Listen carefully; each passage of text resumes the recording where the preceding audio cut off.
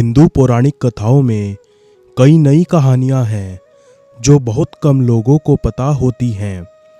ऐसी ही एक रोचक और कम ज्ञात कहानी है अनसुया और त्रिमूर्ति की। अनसुया एक महान साध्वी और महर्षि अत्रि की पत्नी थी। वह अपनी पतिव्रता धर्म और साधना के लिए विख्यात थी। उनकी साधना और तपस्या के प्रभाव से उनके आश्रम में हर जगह समृद्धि और शांति थी।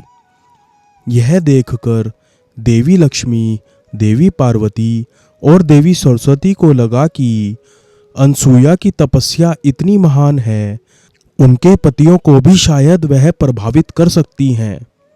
इन तीनों देवियों ने त्रिमूर्ति को इस बात का परीक्षण करने के लिए कहा।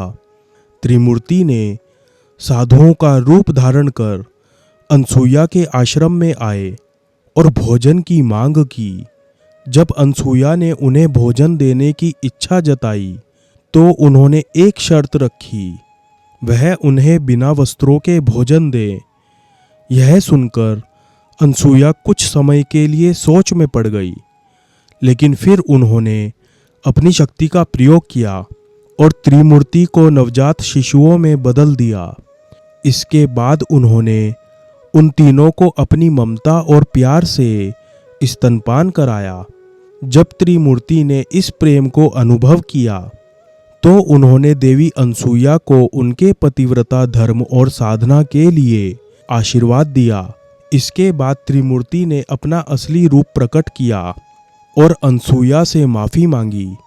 अनसुया ने उन्हें माफ़ कर दिया और उन्हें उनके मूल रूप में वापस कर दिया। इस घटना के बाद अनसुया और महर्षि अत्रि के घर एक पुत्र का जन्म हुआ, जिसे भगवान विष्णु, शिव और ब्रह्मा का संयुक्त अवतार माना गया। वह पुत्र दत्तात्रेय के नाम से प्रसिद्ध हुआ।